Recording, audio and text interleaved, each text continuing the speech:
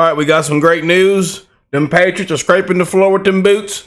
And looks like everybody's going to be confirmed. And as you can see, people are being walked out with their hands behind their back. You got to put your hands behind your back. And there's a bunch of them. Oh, yeah. Nancy! Get up, ma'am. Grab a walker. Make sure you grab a walker. Yeah. And what's all this inside trading and all? What's up, ma'am? Put your hands behind your back. You're coming with us. Correct that the Capitol Sergeant at Arms said assistance was unnecessary. You lied. You lied. You're a criminal, ma'am. You got to put your hands behind your back. Terry? That's correct, Senator.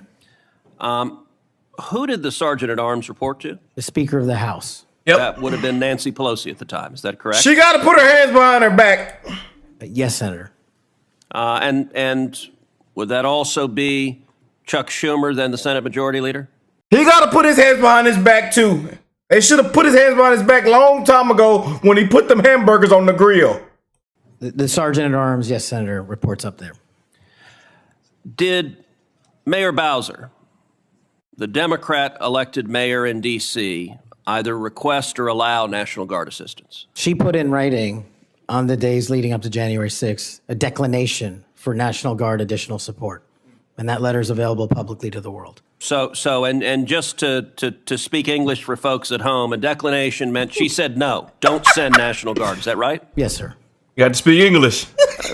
Let me ask you a simple question, because from the questioning from my Democrat colleagues, they might think otherwise. Do you condemn violence against law enforcement? All of it. I believe that is the case. Can we get an answer between you, Pam Bondi, and hopefully Kash Patel on who this person is and have the FBI open the books? Because I believe this is a huge scandal and a massive cover-up. I think we will, and I think we're going to find out about Ray Epps, and I think we're going to find out about Scaffold Man. You know who Scaffold Man is, right? Yeah. The guy who's screaming to everybody, go into the building, go into the building.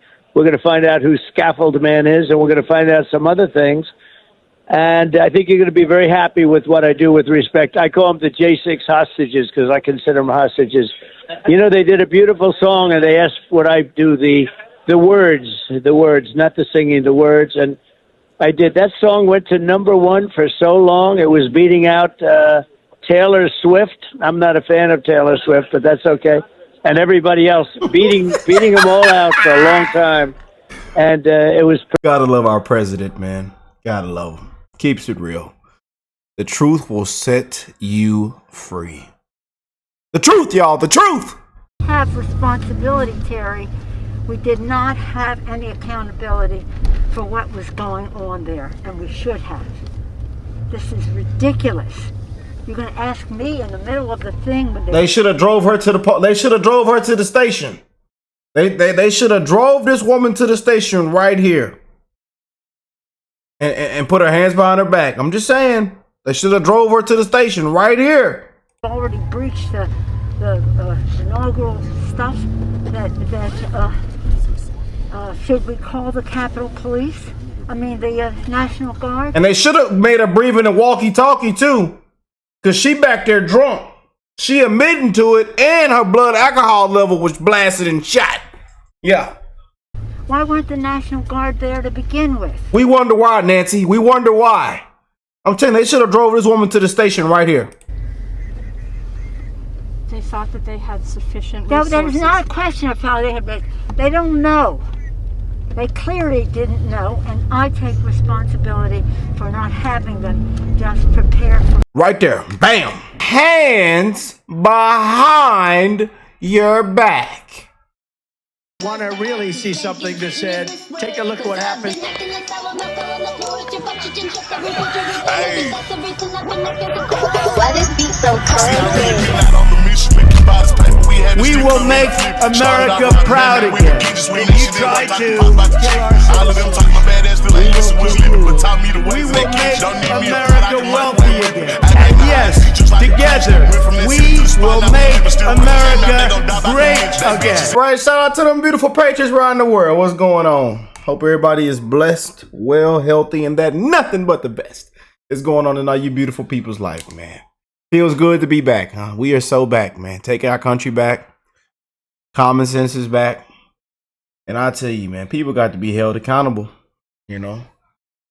But hope y'all are enjoying the weekend. We just come on here and have a little fun, man. You know, put some things in the spotlight. You know, put that truth in the air. You know, that's all. But I really do hope everybody's having an amazing weekend, that everything's going well for you guys and your family. We still want to send out our prayers, our love, even our condolences out to what's going on right now around the world, man. In DC, I mean, these planes, you know, we just got done with these fires. I mean, it's just crazy, man. So I wanted to send my prayers, my love, and my condolences out to you guys, your family, your friends, your neighbors, and just the strangers around the world, man. You never know what somebody's going through right now, and especially how it's been these past 4 years. You know, it's been absolutely a disgrace, man. Millions are, you know, struggling, you know, just trying to get by, man. With these rates, these prices, we got to get them to come down, man. So we're gonna be on the ground covering everything with the Trump administration and holding them accountable, and we're gonna hopefully turn this thing around. You know, we're gonna be here to call it out when everything takes place. But right now, more has been done in the last 12 days than the last 4 years. So we are off to a great start. You know, getting all this woke crap out of here. You know, and I'm happy, man. It looks like everybody's going to be confirmed in his cabinet. A little rough, you know. See, senators ought to be, you know, walked out and handcuffed. I'm for real, live on air. Just walk them out of here. You know, they're so scared, and the questions that they're asking, you know, not about the job. You know, it's all Trump, Trump, Trump. Y'all, what they scared of, or what y'all have done, how disgraceful it was. Huh, Democrats? Huh? These senators are ridiculous, man. And ought to be ashamed of themselves and just made a fool out of themselves, embarrassing themselves. And I'm glad that we all are seeing the exact same thing, man. And it's a bunch of crap and just wasting people's time, for real. But let's go and get into it. Enough of me yapping and japping and rapping. Let's check it out. Thank you, Mr. Chairman. Mr. Patel, welcome. Let me first of all say thank you. Thank you for saying yes. Criminals, man. When President Trump asked you to serve in this role, I think there are very few roles in all of government that are more important than director of the FBI. And there are very few roles in all of government that are more in need of a fundamental change. You and I have both spent much of our adult lives working in and around law enforcement. And the loss of respect from the American people of the FBI and of the Department of Justice is one of the most tragic developments of the last 4 years. Both the Department of Justice and the FBI have a long history of being apolitical, outside of politics, of being faithful to and focused on upholding the rule of law and keeping the American people safe. And in many ways, the worst legacy, in my opinion, of the Biden administration was the complete politicization and weaponization of both the Department of Justice and the FBI. Yep. Turning them into tools to attack the perceived enemies of the Biden White House.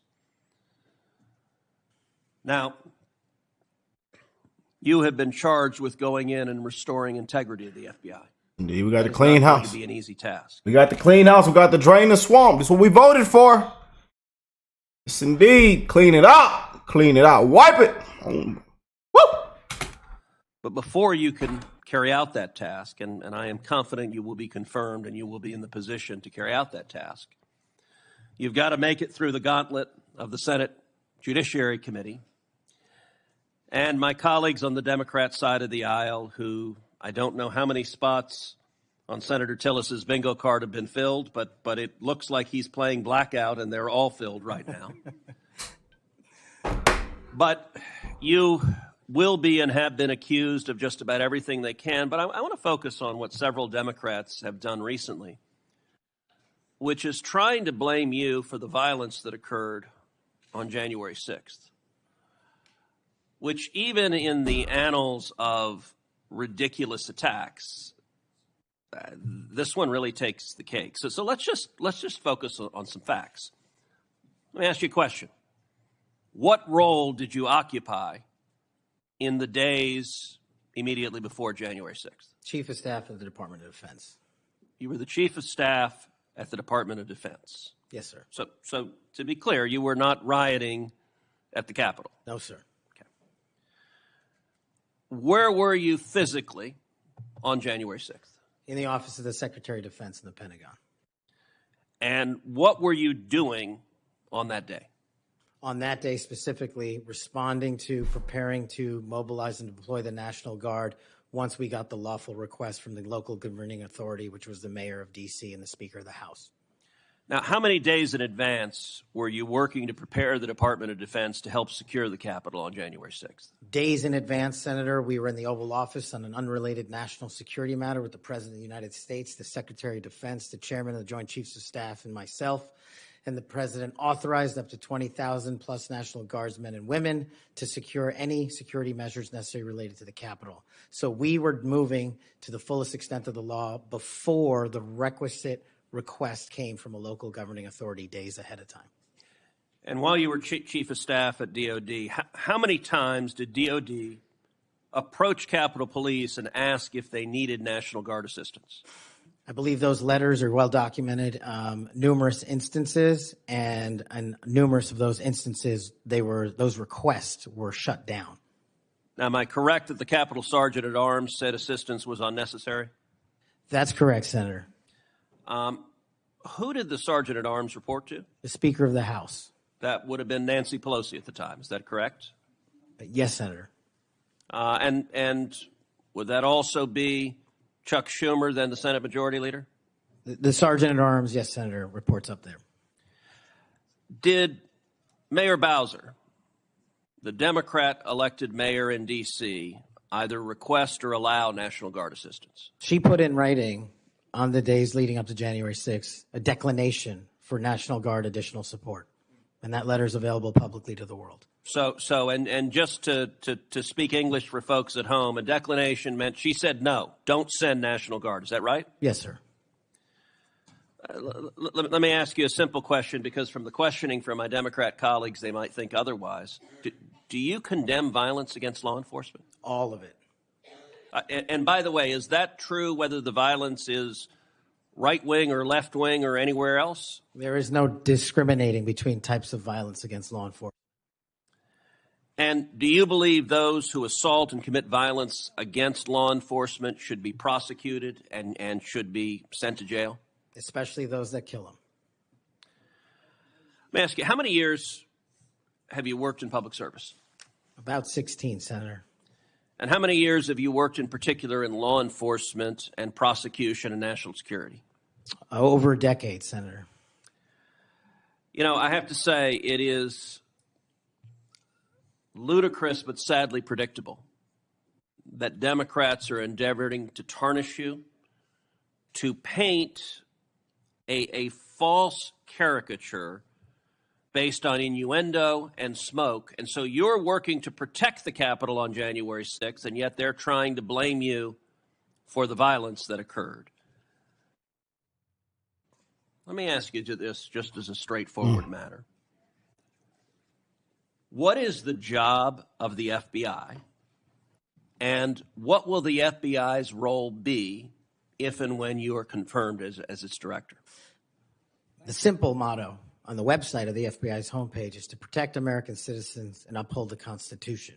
If I am confirmed as the next director of the FBI, that's what we're going to do and redirect resources to making sure that occurs every single day. Thank you for your willingness to do so, and this committee will hold you to account on restoring integrity at the FBI, and I thank you also for your commitment to transparency.